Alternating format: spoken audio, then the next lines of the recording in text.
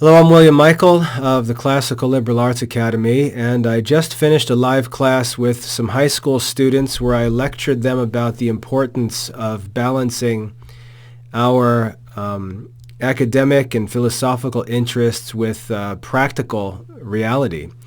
And so in light of that, I think my heart is ready to provide some practical help for homeschooling families. And what I'd like to do is talk about high school transcripts. I'd like to get really, really practical and even personal and talk about preparing high school transcripts, managing high school studies, sending kids to college, all that kind of practical administrative stuff that you have to handle as a homeschooling parent. Just to provide some background before we get into the details, I'm a 48-year-old father of 10 children. My oldest is 23 years old. My youngest is 8. I've got 3 children in college right now and 1 who's applying, at this moment. So I'm going to have 4 children in college next year, all of whom have been homeschooled, all of whom have studied in the Classical Liberal Arts Academy, and I'd like to share with you at the most practical and personal level that I can how we've managed their high school studies, what their transcripts look like, what our experience with their college admission and things like that has been. And again, to try to make this as practical and real world as I can, because I know that most of my talks, most of our studies, they're philosophical, they're theological, they're intellectual and academic, they're sublime and sort of detached from everyday practical life to some degree. But there's a practical side to all of this as well that I'm happy to get into, because we satisfy all these practical requirements, and these things are no problem for us. But I'd like to show you how I handle it, because remember that while I'm the director of this academy and my full-time professional work is curriculum research and publishing, behind all of that, I'm a homeschooling father myself. I've got 10 kids that I'm homeschooling. My wife is a homeschooling mother. We don't get any special breaks or discounts on life because we work in education. We've got to do all the work of homeschooling just like anybody else.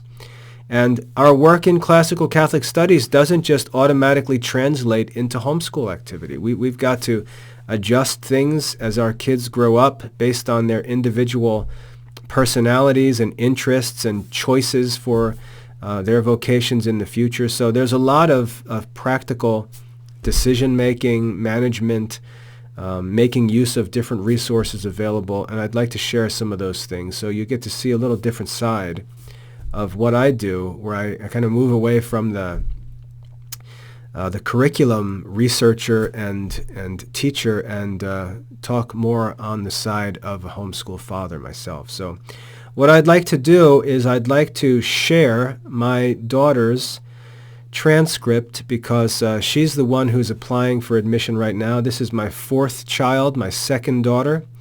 She's applying to go to college to join her 3 older brothers and sister at the University of North Carolina here in Charlotte. All 3 of them are already there, and my daughter Mary is applying to join them there. And so I'd like to show you the transcript that I prepared for her with my wife and Mary sitting together last night, actually, to work through this and put this together for her as she finishes up her high school studies, talk about the details of it, and just give you a glimpse practically as to how someone in my position, studying in the Classical Liberal Arts Academy, homeschooling my kids, how I would translate all that we've done with this one child of ours into a high school transcript. Before I share the transcript, I'd like to just say one more thing about this. My oldest 3 children have all chosen to pursue military careers. My eldest son, all 3 of them joined the Army Reserves when they finished their high school studies. My oldest son went into the military as a military police officer. My 2nd child, my daughter Elizabeth, went in as a combat medic. My third child, David, my second son, he went in as a combat engineer. All of them chose to go into the reserves and then go to college. My oldest two, Jonathan and Elizabeth, are in the ROTC program where they're cadets training for future careers as officers. David is just getting started.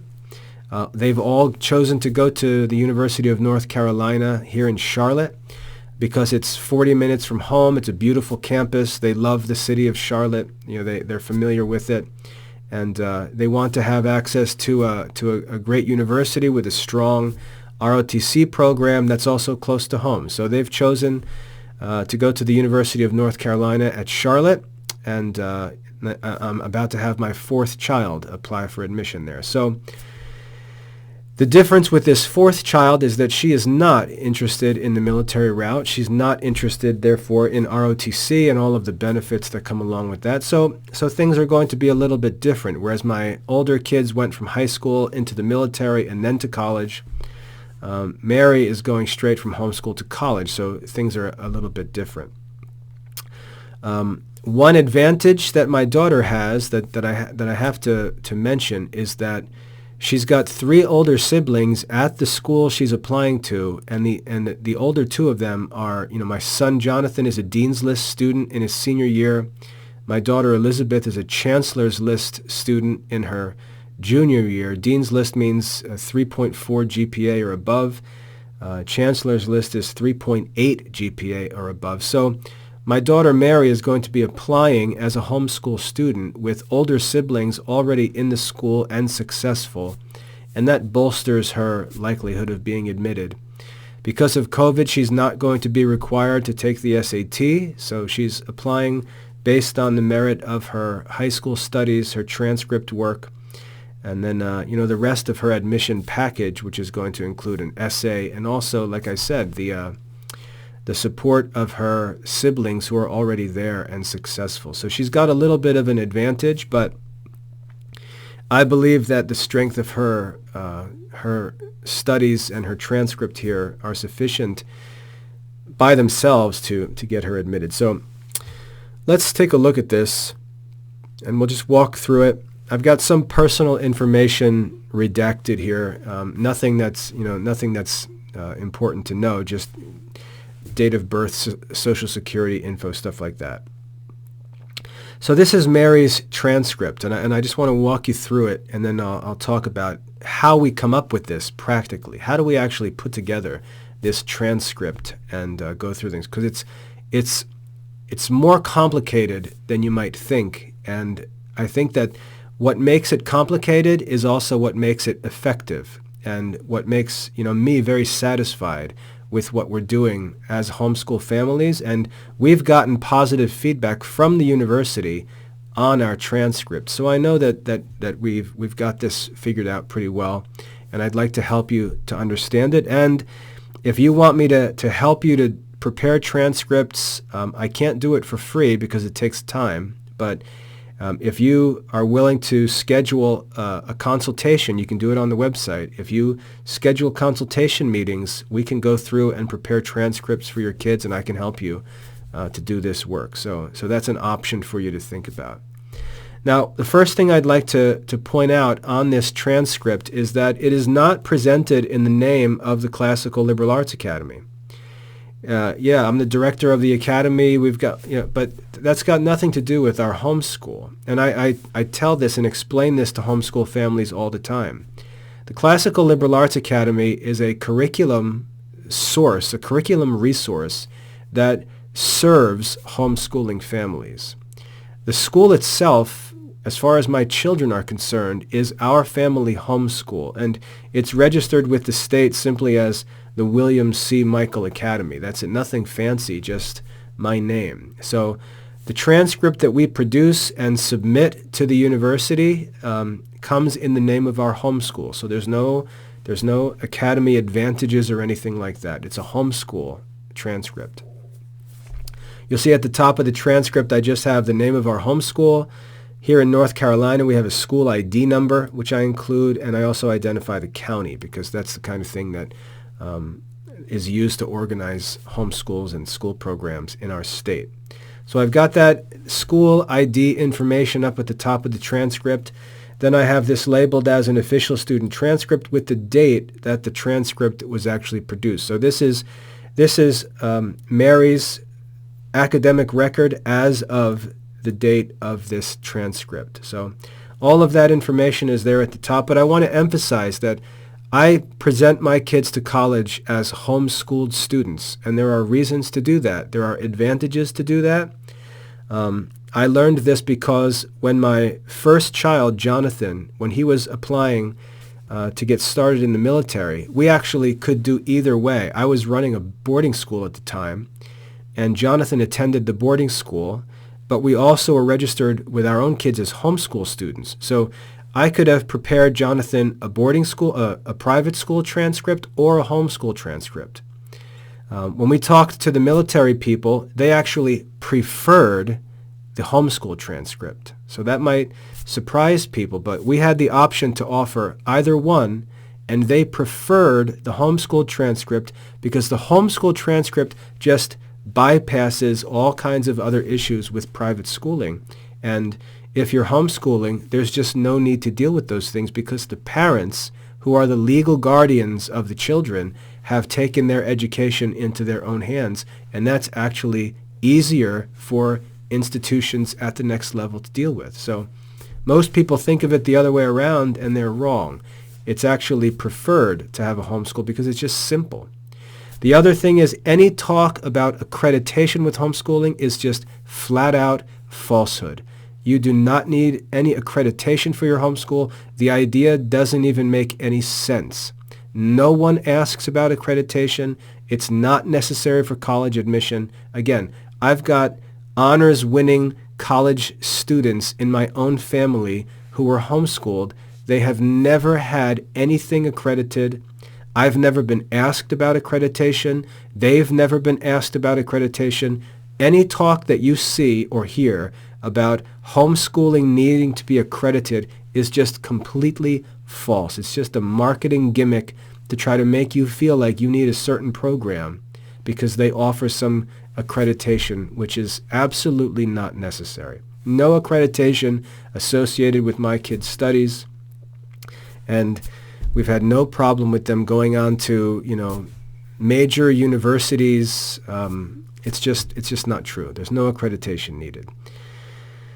Okay, so also at the top of this transcript, you see my daughter's name, our home address. All this information is important to get on the transcript. Home address, her date of birth goes on here, her social security number goes on here, her status. Now, for status, I put the grade level she's in, and then when she finishes, I'll write graduated as her status. So she's currently listed as a status because, as we'll see later on, she's still in the midst of wrapping up some of her studies. So this is an incomplete transcript as of today when she's preparing to apply for admission.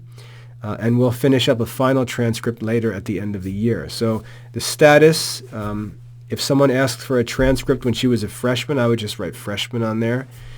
So whatever her grade level is, and then when she's finished, I change that to graduated, and that becomes her final official transcript.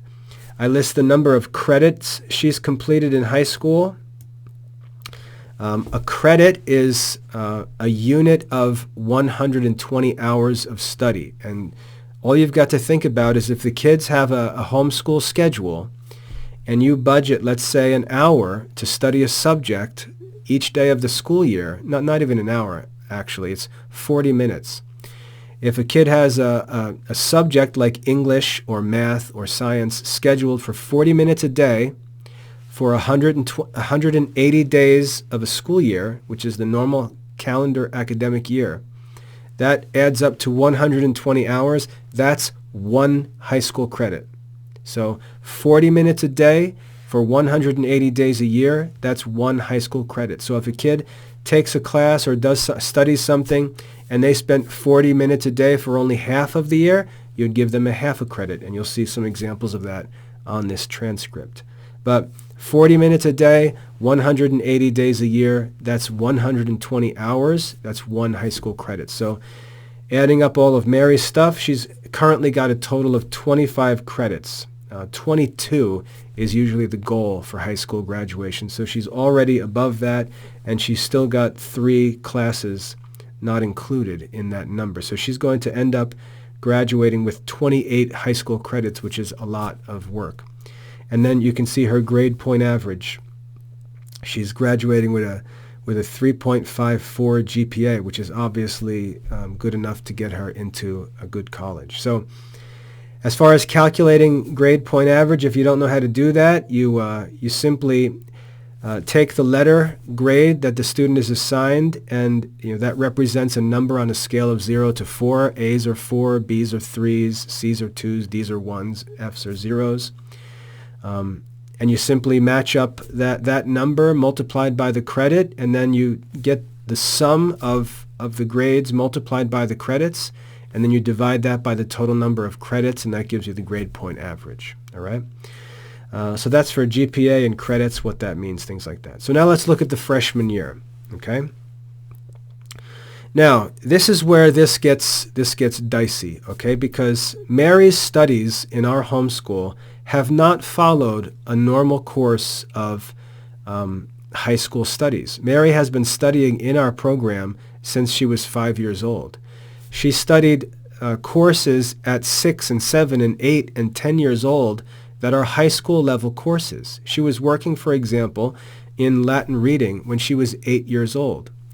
So when we come to her high school transcript, unlike modern schools where their elementary studies aren't necessarily connected to their high school studies at all of that information is just lost. Whereas for our program, because we have a high school program that helps to gather all of this stuff together, which I'll talk about in a minute, we're able to translate all of the studies that she's done as a classical Catholic homeschool student, to translate them into a simple modern high school transcript to present to an employer, to present to the military, to present to a college admissions board, and so on. Because it makes no sense to share information about your homeschool that doesn't make any sense and isn't of any concern to the institutions that you're submitting this information to for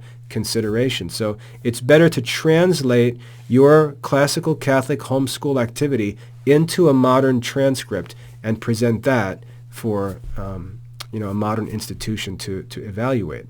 So if you look at Mary's transcript here, what you're going to see is that there are 5 basic subject areas in high school, and this is just according to modern school curriculum. There's English, there's a foreign language, there's mathematics, there's science, and then there's history. Those 5 main subject areas. So that's where we start. We start by focusing on those 5 subject areas: English, foreign language, math, science, and history. Those are the 5 normal, modern high school subject areas. When you apply to college, that's what they're going to be looking for. They're going to be looking to see that there were 4 years of English, 4 years of foreign language, 4 years of mathematics, 4 years of science, and 4 years of history. Some people will tell you, well, you don't really need that much. You don't need 4 years of this. If you choose to do less, than 4 years in those 5 subject areas as a homeschool family, you're going to be in trouble, because there's no way to explain why a homeschool student would do less than a public school student. So if anyone tells you, well, you don't need 4 years of science, you don't need 4, ignore those people. Of course you need 4 years of study in the 5 major subject areas. So just ignore that kind of lazy, bottom-of-the-barrel, lowest minimum requirement talk. You're setting your kids up for failure by doing that. You need 4 years of study in those 5 core modern subject areas: English, foreign language, mathematics, science, and history/social studies. Okay? Those 5 areas. And then in addition to that, well, there's all kinds of stuff that we can add in addition to that. But you want to make sure that those 5 key subject areas are strong on your children's homeschool transcript. all right? And you'll see on Mary's transcript, they're very strong. So first of all, English 1, you see in the sophomore year, there's English 2, English 3, English 4. What does that consist of? It consists of a number of different courses in the Classical Liberal Arts Academy. It's English composition, it's English literature, and it's English grammar, those 3 courses. So what I would recommend as far as studying throughout your child's homeschool years, I would just focus on English grammar, English composition, and English literature. Those 3 courses together form this English course on the high school transcript.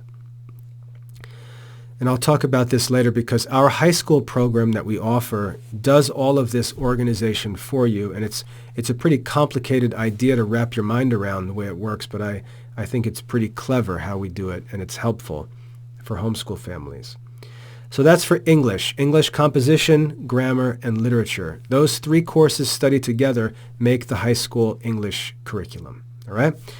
Next up, we have foreign language, and obviously Latin for my kids is the foreign language. Now, things get tricky because if you talk about what we study in the Classical Liberal Arts Academy with regard to foreign language and try to compare that to what high schools do for foreign language, they can't even compare. I took Latin in college. I took 2 4-credit courses just to get through 1 elementary grammar textbook. So 8 college credits covered 1 grammar textbook. We cover that with younger students in the academy. So our kids have already done the equivalent of a college 8-credit Latin grammar course. They've already done that. They may have finished that in middle school. You know, I've got a son right now who's 13 who's reading Cicero in Latin Reading 2. Most college students wouldn't even do that, let alone a high school Latin course. So when it comes to the transcript, we've got to be clever in how we translate that into high school studies. So what I do here, and again, the key to this is just to use our high school program because it does all of this organization for you. But for my kids, if they've finished Latin Reading 1 and Latin Grammar and they're into Latin Reading 2, they have the equivalent of 4 years of high school Latin, no question. So and they've had to earn 90% or above on every single activity they've ever done. So I give them A's for 4 years of Latin based on that Latin achievement. And that's what you see here on Mary's transcript. And there's just nothing to compare it to. I can hand her the Vulgate and say, read this, and she can read it with good pronunciation. She knows the vocabulary. She can translate. There's no high school program that offers that. And so I give my kids 4 years of Latin with A's because of their achievement in the academy. Next is mathematics, which normally presents most trouble to homeschool families, especially Catholic families who are interested in classical studies, because the kids are always going to drag their feet in mathematics, and it's hard to get them to study modern math unless they're actually interested in a future occupation or profession where modern mathematics is essential.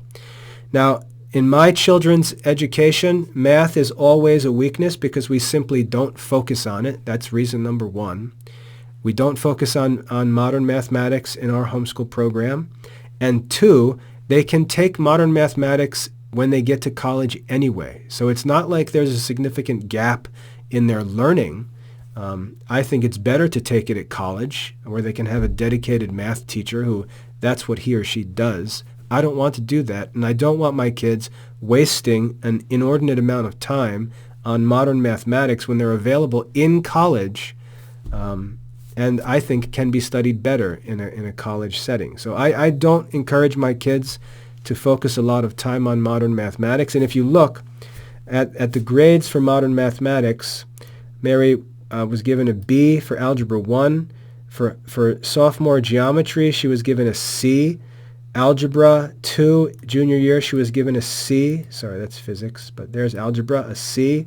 And her senior year, she's sort of just surveying her way through trigonometry, and I'll give her a C for trigonometry because we just don't focus on modern mathematics, and I'm content for my classically Catholic educated daughter to have C's in modern mathematics on her high school transcript, and it still leaves her with a GPA that's good enough for college admission. So we just set the bar in our family where we would like modern math studies to be. If our kids are interested in pursuing more math studies, they can do that when they get to college. It's fine, but we don't have to worry about that at home. So Algebra 1 freshman year, Geometry second year, sophomore, Algebra 2 junior year, and then trigonometry or pre-calculus in the senior year.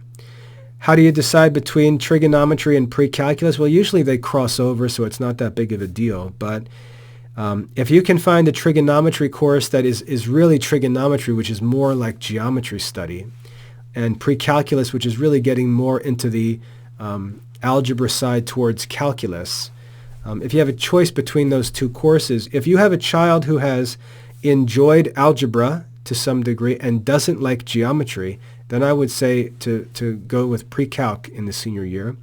If you have a child who doesn't like algebra but liked geometry, and they usually fall into one of those two groups, then I would say to use trigonometry for the senior year. But what colleges want to see, they want to see Algebra 2 and geometry and one course above Algebra 2. So that's what they're looking for.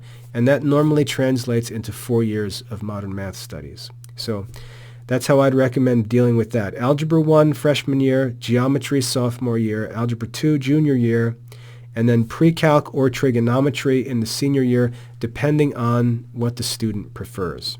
So that's modern math. Next up, we have modern science, and we do things a little differently here. The freshman year, for my daughter here, you see that she's got natural philosophy and moral philosophy.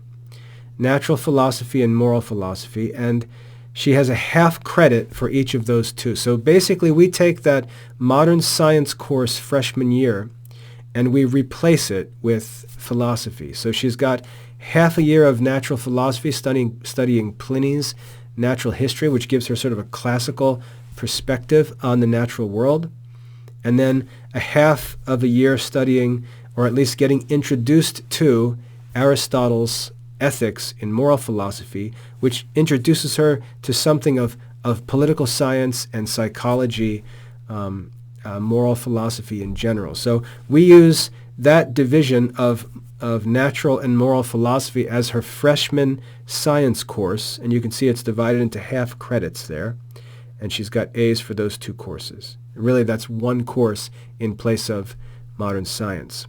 Then sophomore year, it's biology, junior year is physics, and then senior year is chemistry. And you can flip-flop physics and chemistry if you want. Some schools do. Some schools save physics until the senior year to give the kids more time to get through mathematics. But I tend to think that chemistry is better to study when the kids are as old as possible because it's a little more challenging. So modern sciences, it really comes down to biology, physics, and chemistry, and one other science course. We choose to stick natural philosophy into that spot with some moral philosophy. So that's one unique thing that we do, and that I'd recommend for others. Then the last of the 5 modern subjects is history, and obviously we're very strong in history. You see World History 1 and World History 2 on freshman and sophomore year, and then you see in junior year, for my daughter Mary, she's got U.S. history. I normally wouldn't do that. I would have the kids repeat world history in their junior year. So they study the first half of world history freshman year, the second half of world history sophomore year. Then they study the entire world history as a review in their junior year, and then U.S. history in the senior year. The reason why things are different for Mary is that Mary actually loves studying history, and she got ahead of the schedule and went on in her senior year, if you look. She went on to study American government and microeconomics. So she actually went above what our normal range of history studies would be, and she took those two courses. American government she did with me in the CLEA, but the microeconomics course she actually completed an AP microeconomics course with Khan Academy to try to go above and beyond the high school curriculum. So that's why what you see here for Mary for history is a little different than what it would normally look like for us, because she went above and beyond that and got into some other studies. So she's got World History 1 freshman year, World History 2 sophomore year. Normally I would recommend World History 3 for junior year, which is just a complete review of 1 and 2, and then save U.S. History for senior year. The reason why I like to save U.S. History for the senior year is, as my kids are about to leave home and make decisions about their careers and vocations and things like that, I like to sort of bring them down from the sort of clouds of world history studies and things like that, down to the ground where they're actually entering into American adult society with all of this U.S. government and politics and history fresh in their heads. So I like to sort of use that as the off-ramp coming down from our homeschool life as they get integrated in American society. So it's good to save that American history for the end and have them with all of that in mind as they get started and make their decisions going into adult life. But Mary, like I said, went above and beyond that and actually took a separate American government course and went into microeconomics. So she went even beyond that. So her history layout is a little bit different. Those are the 5 main subject areas. As far as how the grades are determined, this is another complex issue, because I can go in the academy record system and I can look, and my kids' grades are going to be mostly A's. But the question is, how much did they get done in each of those subjects? Because many of the subjects in the academy can be studied for years and years. So how much actually constitutes a high school level of study? And my answer to that is that high school studies, this is very important to understand, high school studies are not based on content. They're not based on content. They're based on time. And so as I said before, this is based on high school credits, which are a unit of measurement that relates to time, not to academic content, not to intellectual achievement, but to time of instruction and study. So the question is time. So how much should get done for you to consider a child having finished, let's say, Theology 1 as a freshman? Well, it's very easy. If the child studies theology for 40 minutes a day for each day of the school year and gets a total of 120 hours, and let's say she's on lesson 18 in the course, that's 1 year of theology study, because that high school credit is based on the time of study and instruction, not on any sort of absolute progress through the content of a course. So you've got to understand what these things mean so that you can prepare a meaningful transcript. If a kid blitzes through an easy course and he gets through 46 lessons, but it's only taken him 1 school year, that's just 1 credit. It doesn't matter that he's got through more content. What matters is the time spent in instruction, watching videos, getting tutorial help, doing the reading, completing the lessons, things like that. So remember, high school credits are a measure of time studied, time of instruction, not absolute content completion. So that's an important thing to consider. And then as far as the grades, I consider 2 things when I give a grade to a child. And here's what I do. When I draft this, let me just give you a little more background. What I'll do when it's time to go over the transcript with one of my kids, when they're done and they're ready to get their application together for college, I'll prepare a draft of the transcript, and then I'll schedule a time to sit down with my wife and that kid, and we'll go through their transcript. And what I'll do is I'll lay out the transcript with some basic draft type content on it, and I'll give the kid a default grade of a B for each class. So for each class that I know the child has studied, I'll give them a B as the default grade where we start. And then my wife and I will make the case for why the student should not get a B but a C, why that grade should be lower, because the student didn't do this, or they really didn't work hard on this, or something like that. And we'll also give the student, and usually my wife, the opportunity to argue why the child should actually have an A for that course. And there's two things to consider in that. So we discuss it, and we talk about it, and we sort of make arguments for what the student's grade should be, because we're dealing with a four-letter scale. It's not some kind of technical scientific thing like modern schools make it. So we want to make a judgment as to how the student should be graded, and this is based on two things. First of all, it's based on the content studied and the actual quality of that content. So for example, if my daughter studies world history on the Academy website and we look and all of her assignments are submitted, all her quizzes are completed, and she has an A average in that course, well, that makes a case for an A. But if I looked at another course and she had a C average, that would make a case for a C, but there's more to be considered. There's more to be considered. School grades are not absolute measures. School grades are not absolute measures. They're also relative measures. And this is where homeschool families really mess things up. Grading in schools is not an absolute measure. It's a relative measure. That's why when you're applying to college and things like that, you'll see the colleges are asking for the kids' class rank. Who cares about class rank? Why would class rank matter? Because schools evaluate kids based on their relative achievement. Relative achievement. So when I consider, let's say, my daughter's high school algebra grade, I think of two different things. First of all, I think of objectively, what has my daughter studied in algebra? How much progress has she made in the subject? And what's the quality of her work look like? What are her records looking like in terms of the amount of work she's done and the quality of work she's done? And that'll give me one bit of feedback. But then I'll think at another level and say, what are the average high school students doing in algebra?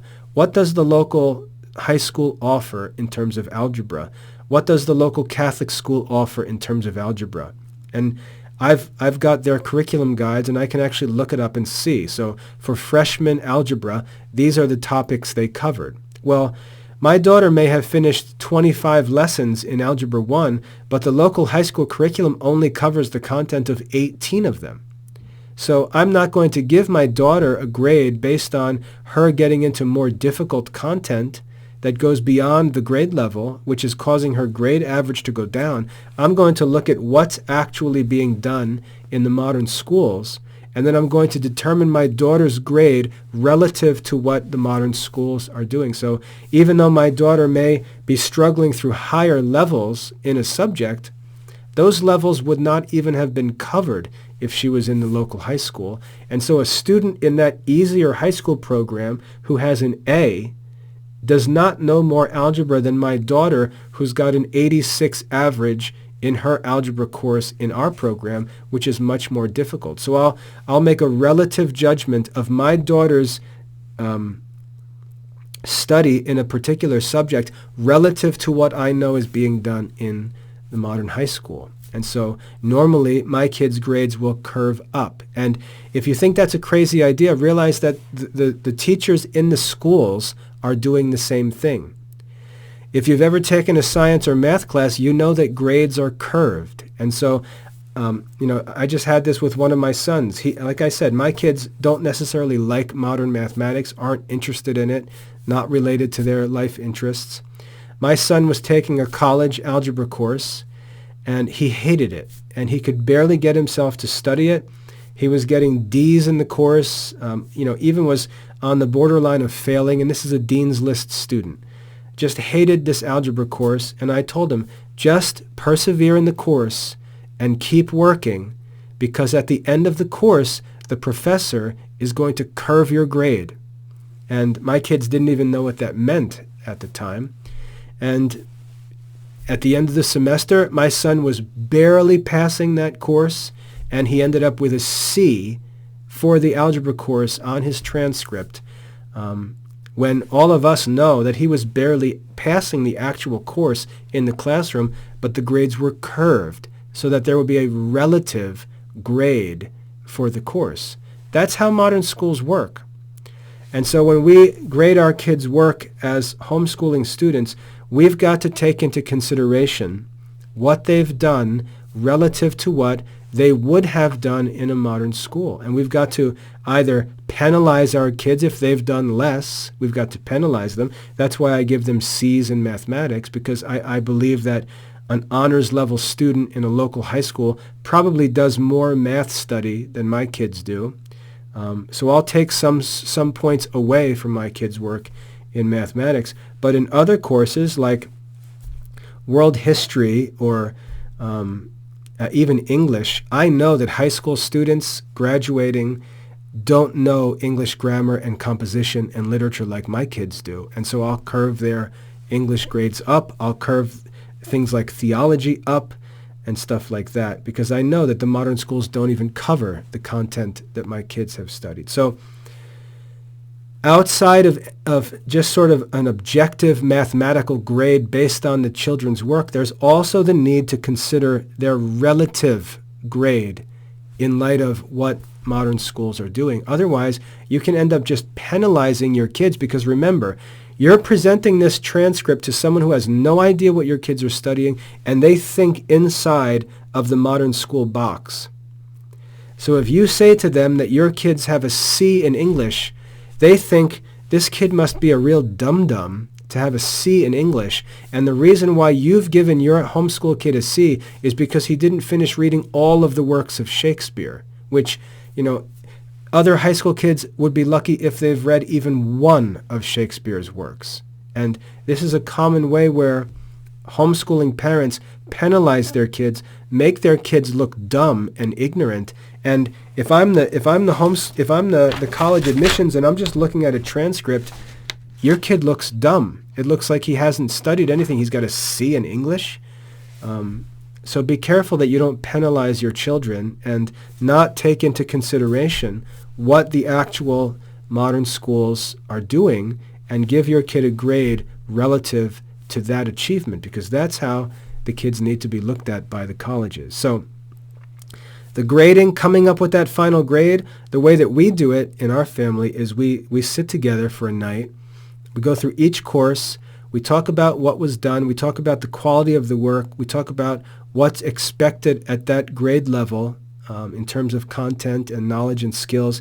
And then we sort of discuss and work out what the final grade should be based on all of those things. So my daughter, for example, she can make the case that she deserves an A in microeconomics because she did this, and she shows us these results and how she did this, and we use that discussion to figure out what the grade should be. And then, as the administrator of the homeschool, I make the final decision as to what that grade should be.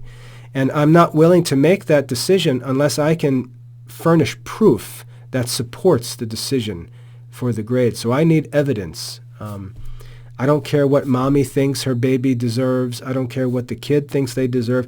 There needs to be evidence that shows what that final grade should be, and that's how we come up with those grades for the different courses. It's a little bit of a complex decision that needs to be made.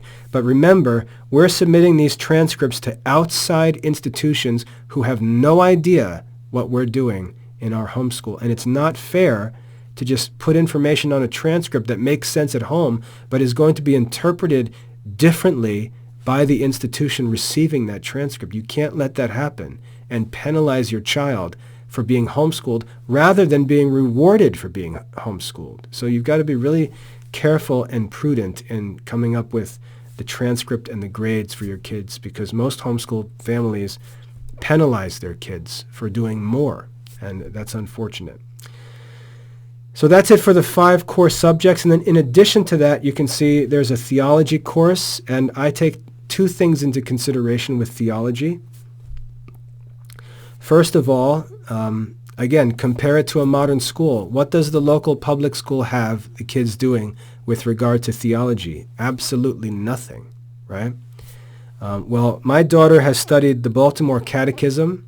She studies sacred scripture, and she attends Catholic Mass every Sunday. She studied for and was confirmed by the Catholic Church.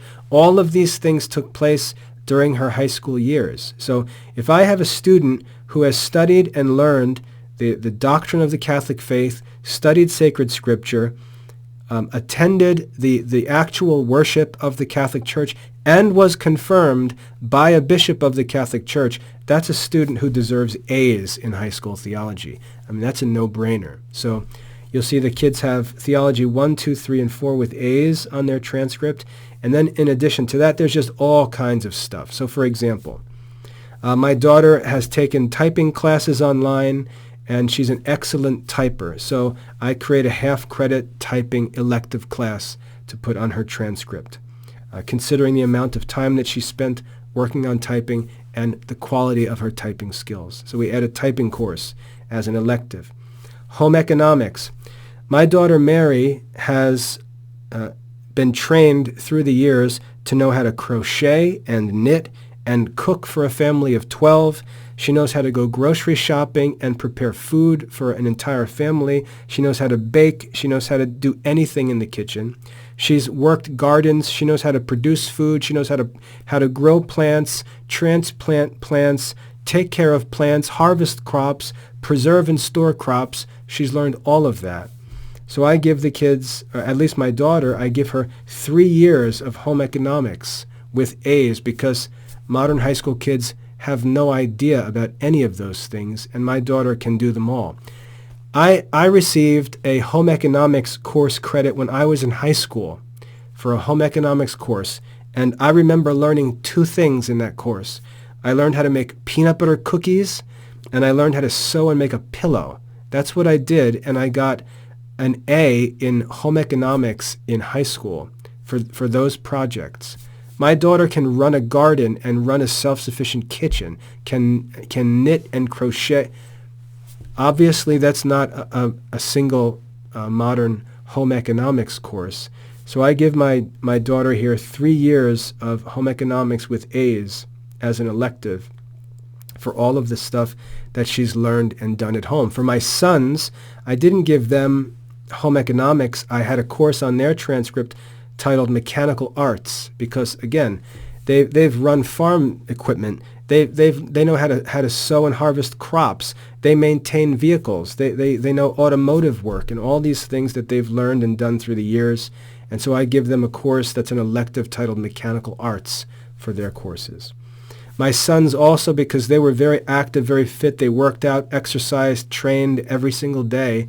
I also added physical training as an elective course on their transcript. Mary, she doesn't have that disposition, so I don't have that on her transcript. But she's got home economics replacing what I would call mechanical arts for my boys. Mary has studied computer programming on her own, so I've added that as an elective down here. Mary studied a year of Spanish or a half a year of Spanish on her own, so I added that as an elective course down here. Mary formally studied drawing, both manual and digital. I gave her a half a credit elective course for drawing, which she can furnish evidence of.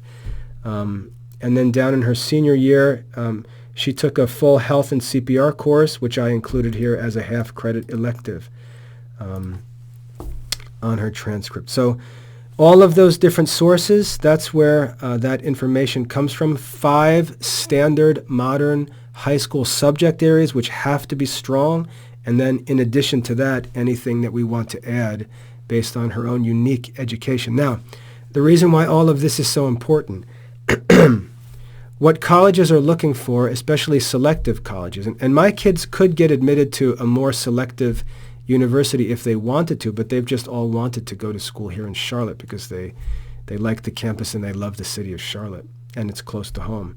But what selective colleges want to see is they want to see that students have sought out the most challenging course of studies available to them.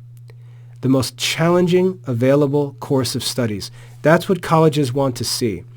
That's why I said before, if you've got homeschool people telling you, oh, you only need 3 years of math and you only need 2 years of this, that is the worst advice you could ever receive, because if people look at your children's transcript and they see less, that's the opposite of what your children should be doing. What your children should be doing is seeking the most rigorous available course of study that they can. At the minimum, they should have 4 years of the 5 basic subject areas.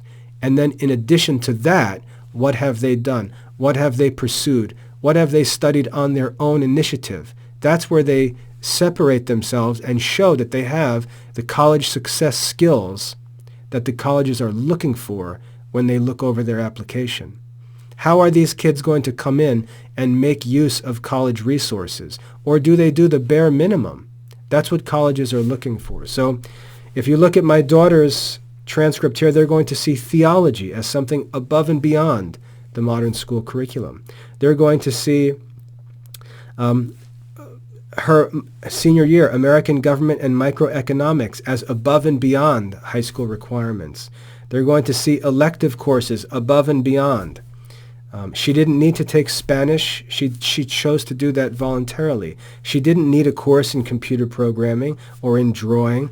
She chose to do that personally as her own interest. And so those are the kinds of things that make the transcript impressive only if the 5 core areas are already satisfied. So we can't take a science course out and replace it with computer programming. That's not a more rigorous curriculum. That's simply replacing one study with another. Those 5 subject areas have to be cared for and supplied. And then in addition to that, that's where the child's unique personality and interests and things like that should be seen. And you can see my daughter Mary's an interesting bird. She's got home economics, and she could talk about everything from planting gardens to baking bread to milking cows, raising chickens, gardening, all of these different things. She can talk about that, and she can turn right around and talk about JavaScript coding and digital drawing and publishing of digital media and things like that.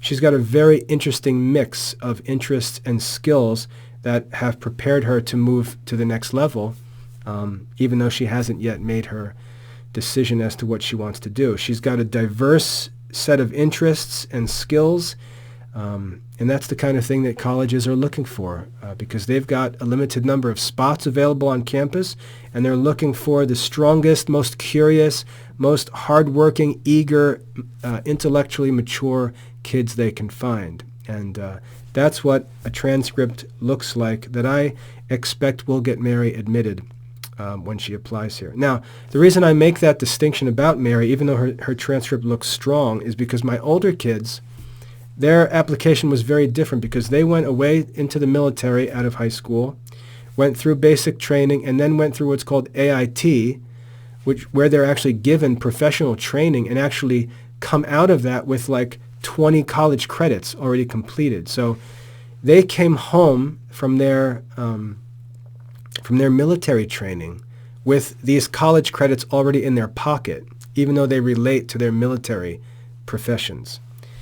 Then my older kids all chose to start at a local community college, which is just around the block from us, and just strengthen themselves in areas where they felt like they weren't ready yet, mainly modern mathematics and modern English classes, because I don't spend time with the kids at home talking about research papers and stuff like that, or citation formats and all that kind of modern technical stuff. I'd rather the kids just learn that when they get to college, using the tools available in college. So they started out with some community college studies, taking their elementary English courses, taking their elementary mathematics courses, got those basics out of the way, and then applied to school as transfer students. That was the course they chose to take.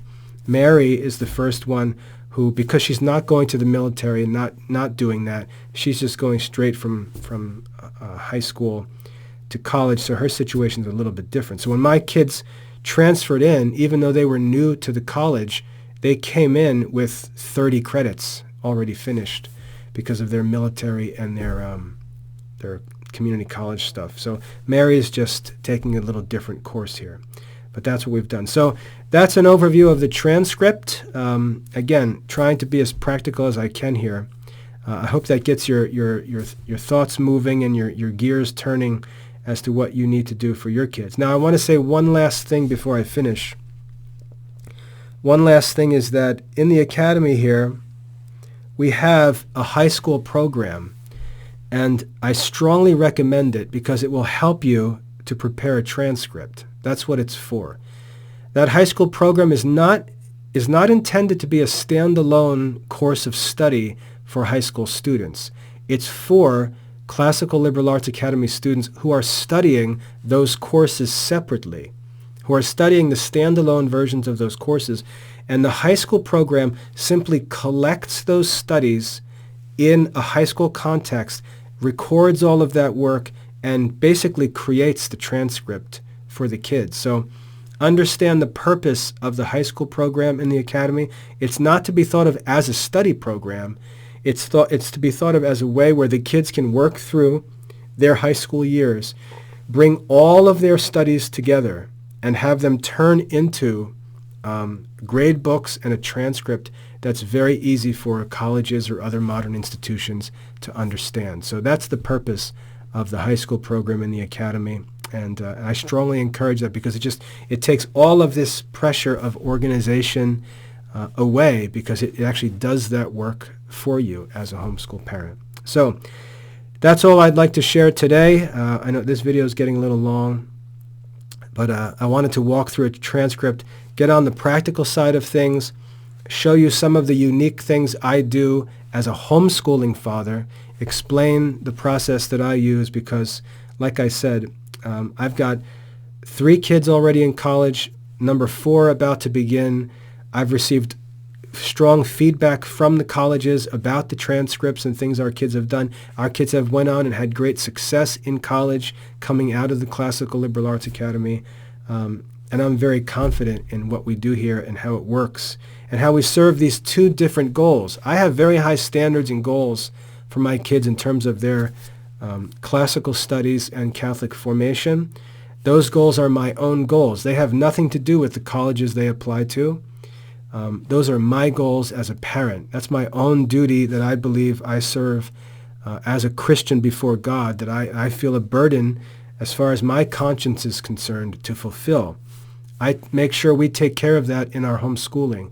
But when it's time to move to the next phase of their life and get into adulthood, choose occupations and things like that, we've got to take what we've done and translate it into a transcript and language that a modern institution can understand. And the other stuff that we do and talk about, the colleges don't care about that, and there's no need for us to share that information. We need to give them what they're interested in, and we need to present it in a way that puts our kids in the best position to succeed as they get into their own adult life. So that's everything I'd like to share about putting together a transcript and getting kids ready for college after classical Catholic studies in the Classical Liberal Arts Academy as homeschool students. If you've got any questions about this, you want to get into this in more detail, there's another aspect of this you'd like me to talk about or show you, just let me know because I'm happy to do that. But this is how we handle transcripts in our own homeschool, and hope something in that is helpful for you. And just send along any questions, and we'll keep this discussion going, being as practical as we need to be. God bless.